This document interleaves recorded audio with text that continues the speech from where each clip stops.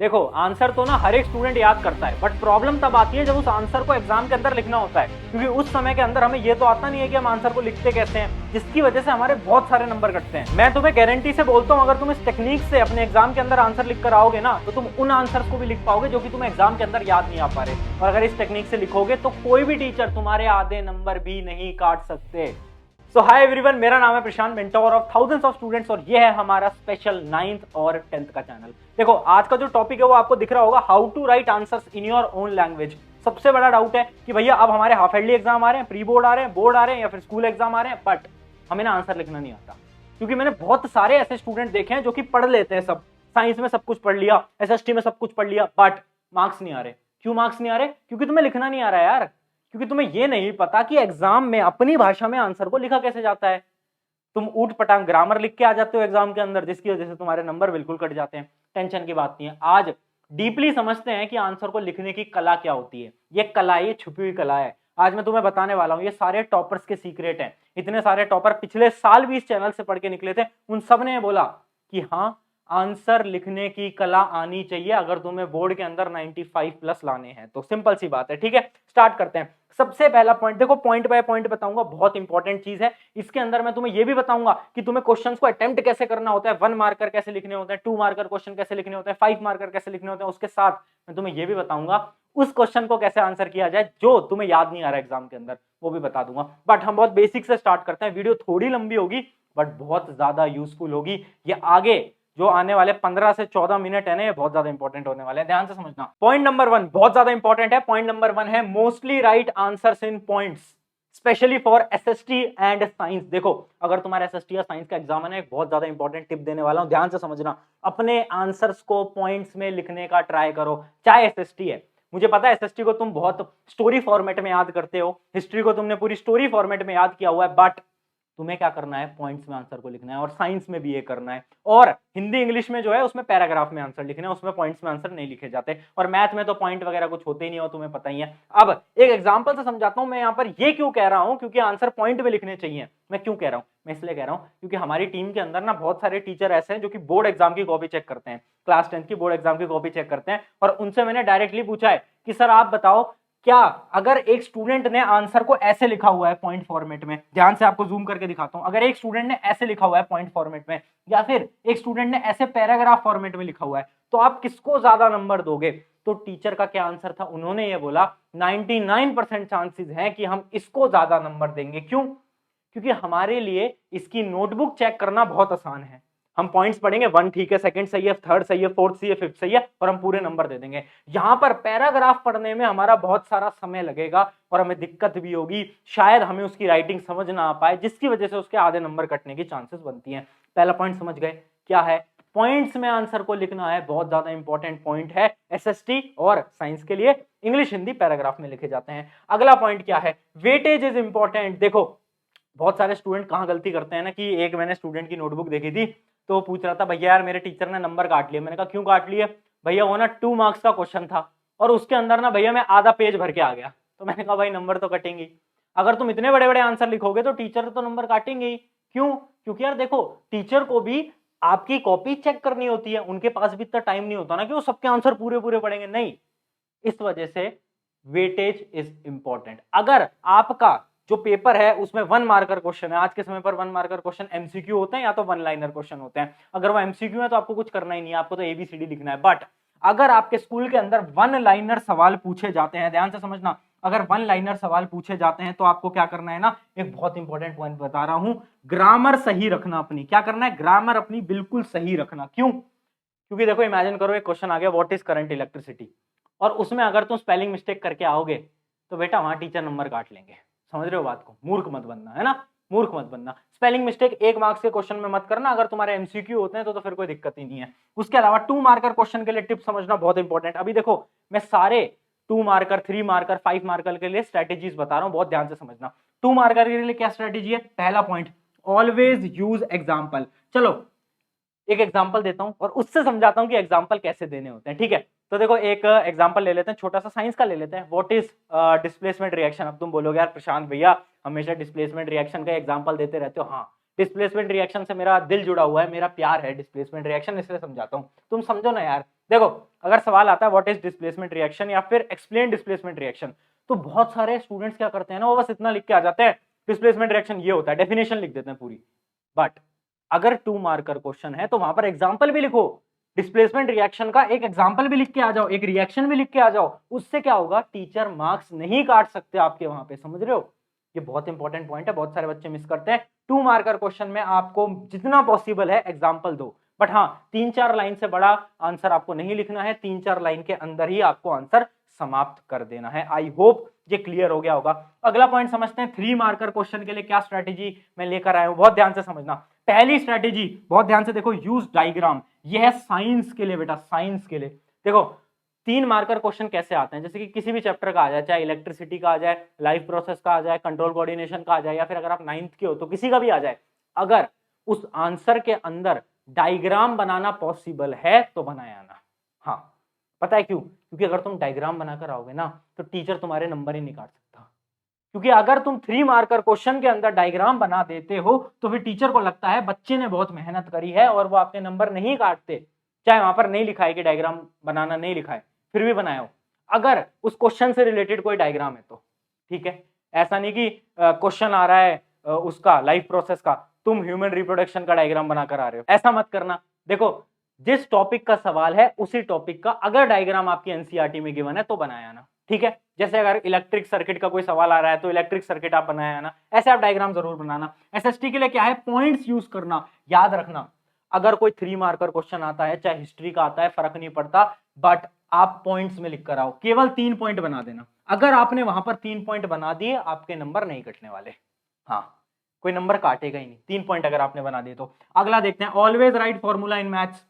अगर कोई 3 marker question आ रहा है तो उसको डायरेक्टली सॉल्व मत कर देना कि अच्छा भैया एक ट्रिग्नोमेट्री का सवाल आ गया, sine square cos square theta cosec square theta जो भी आ गया और डायरेक्टली तुम सॉल्व करिए, ऐसा मत करना।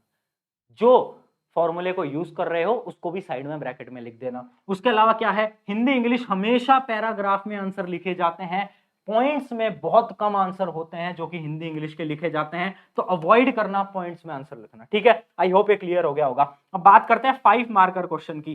देखो 4 मार्कर क्वेश्चन अभी के टाइम पे 10th में कॉम्पिटेंसी बेस्ड आते हैं, तो उसके बारे में मैं बात नहीं करूंगा। वैसे कॉम्पिटेंसी बेस्ड क्वेश्चन ना आजकल थोड़े टफ भी हो गए हैं, सीबीएसई वालों के लिए स्पेशली एक नया सैंपल पेपर आया, थोड़ा टफ भी आया है, तो आई होप तुम्हारी प्रिपरेशन अच्छी होगी। अगर प्रिपरेशन अच्छी नहीं है तो वो जो मैंने एक किताब निकाली थी ना वन शॉट, उसको ले लो, क्योंकि उसके अंदर मैंने कॉम्पिटेंसी बेस्ड का चैप्टर वाइज अलग अलग सेक्शन बनाया, मतलब तुम वहां से सारे कॉम्पिटेंसी बेस्ड क्वेश्चन की प्रैक्टिस कर सकते हो।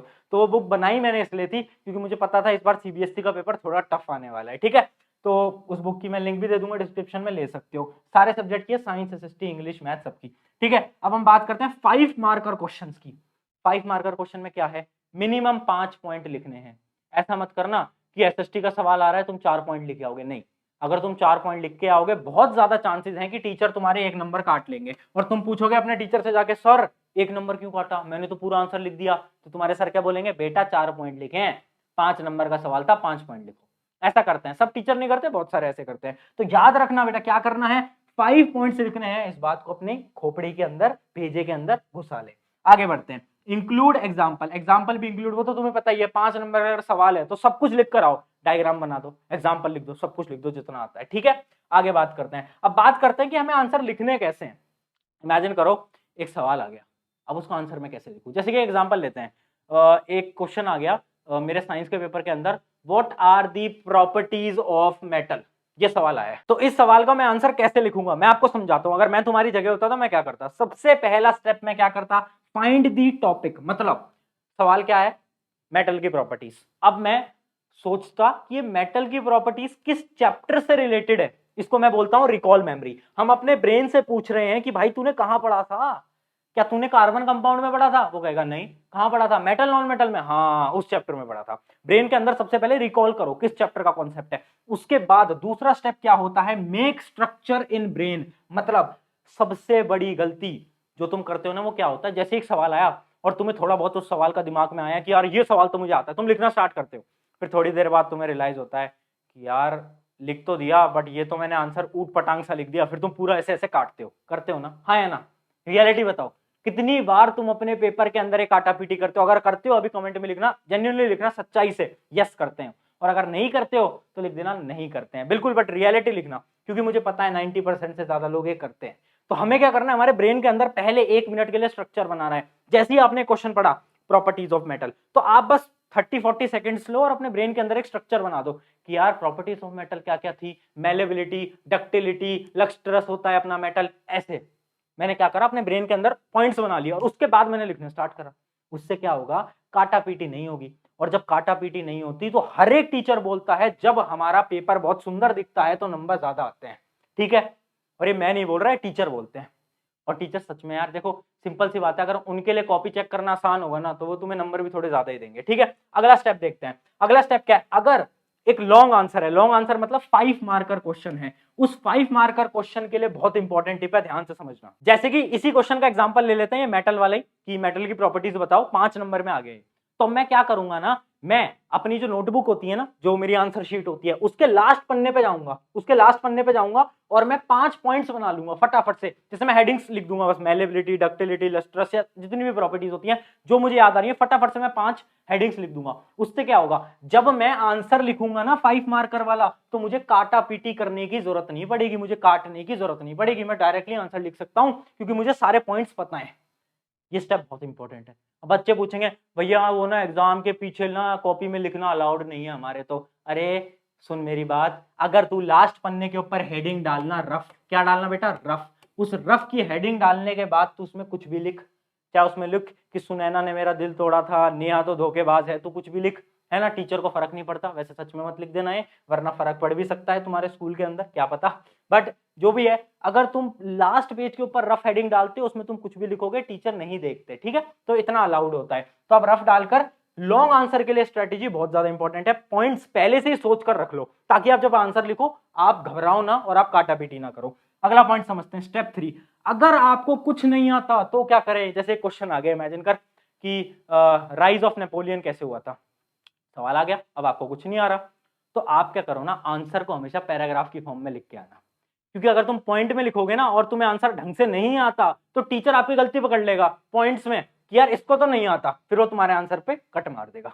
बट अगर तुम पैराग्राफ में लिखोगे, तुम थोड़ा बहुत सोचोगे कि यार नेपोलियन के बारे में थोड़ी बहुत चीजें तो आती हैं, ऐसे हुआ था ऐसे हुआ था, पैराग्राफ में लिखोगे तो फिर टेचर आपकी गलती नहीं पकड़ पाते, और गलती नहीं पकड़ पाते तो 5 नंबर के सवाल में 2 या 3 नंबर तो दे ही जाते हैं। ठीक है, तो ये अपनी और आपके मेरे बीच की टेक्निक है, ऐसे बाहर जाकर टीचर्स को मत बताना। ठीक है, तो कुछ नहीं आता तो क्या करना, पैराग्राफ में लिख देना। स्टेप 4 देखते हैं, अंडरलाइन इंपॉर्टेंट वर्ड्स। ये है फाइनल स्टेप। जैसे ही आपने सवाल खत्म करा, अब क्या करना है आपको, जितने भी इंपॉर्टेंट शब्द हैं उसमें अंडरलाइन कर लेना। जैसे कि आओ एक एग्जांपल से देख लेते हैं। स्टार्टिंग में एक सवाल देखा था हमने, यही वाला सवाल, आई होप ये आपको विजिबल होगा, यूजेज ऑफ नॉन मेटल।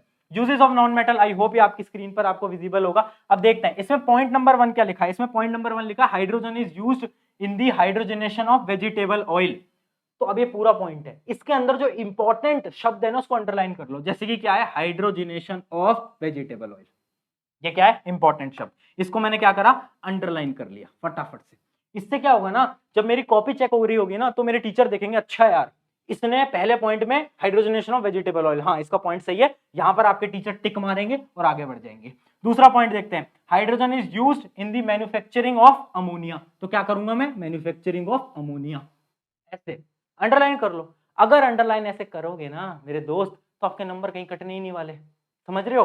तो ये था हमारा फाइनल लास्ट स्टेप कि जब तुमने सारे स्टेप फॉलो कर लिए और आखिरी स्टेप फॉलो करा, अंडरलाइन द इंपॉर्टेंट वर्ड्स, उसके बाद तुम्हारे नंबर कटने ही नहीं वाले, कहीं पर नहीं कटेंगे, टीचर काट ही नहीं सकते तुम्हारे नंबर, इस बात की गारंटी ले लो। ये टेक्निक को तुम्हें फॉलो करना है।